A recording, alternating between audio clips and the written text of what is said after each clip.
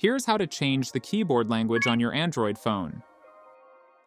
Open any app that uses keyboard, like Chrome for instance.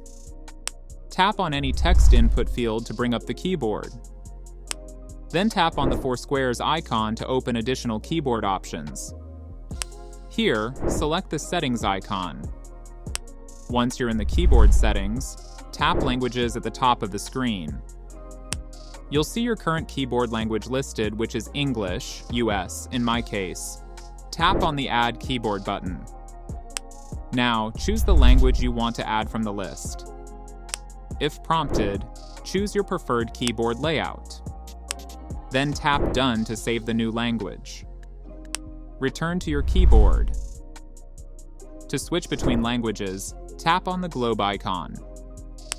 And you can start typing in that language immediately.